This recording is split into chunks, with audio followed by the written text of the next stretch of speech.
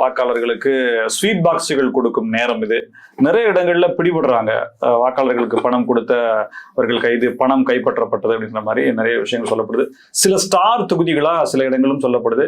15 இடங்கள் கொஞ்சம் பணப்பட்டுவாடா அதிகம் செய்யறதாகவும் நேத்தே ஒரு ஆர்டிகல் வந்திருந்தது. இந்த பணப்பட்டுவாடா நடக்கிறத எப்படி தடுக்கிறது, என்ன நடக்கும், இம்பாக்ட் ஏதாவது ஏற்படுத்துமா? இல்ல, இப்ப நான் என்ன பாக்குறேன்னா, இவங்க அந்த பணப்பட்டுவாடா கொடுத்துதான் தேர்தலில் ஜெயிக்கலாம் அப்படிங்கிறது தான் அவங்களோட ஆரம்பத்தில இருந்தே இவங்க மக்களுக்கு எதுவுமே செய்யல. அதனால பணத்தை நம்பியே இருந்தார்கள் அப்படிங்கிறதா உண்மை. திமுகவினர் பணத்தை கொடுத்து வாக்குகளை வாங்கிடலாம் அப்படின்னு நினைச்சிட்டு இருந்தாங்க தான் உண்மை. பட் அது இந்த தடவை மக்கள் மத்தியில பெரிய வரவேற்பை பெறவில்லை அப்படிங்கிறதா உண்மை. இன்னைக்கு பணத்தை கொடுத்துட்டு நாளைக்கு இதே இப்ப பண்ண அதே இந்த 5 ஆண்டு கால அவலாட்சி தான் கொடுப்பாங்க அப்படிங்கிறதுக்கு அளவுக்கு மக்கள் சிந்திக்க ஆரம்பித்து விட்டார்கள் அப்படிங்கிறதா உண்மை. நீங்க கூறியது பல இடங்கள்ல திமுகவினர் பணப்பட்டுவாடை செய்யறது தினந்தோறும் பிடித்து கொடுத்து கொண்டுதான் இருக்கிறோம் அப்படிங்கிறதா உண்மை. இதுலயும் கோவையில பாத்தீங்கன்னா செந்தில் பாலாஜி நிக்கிற தொகுதியில கரூர்ல ஆயிரக்கணக்கான பேர் இறக்கியிருக்கிறார் பணப்பட்டுவாடை.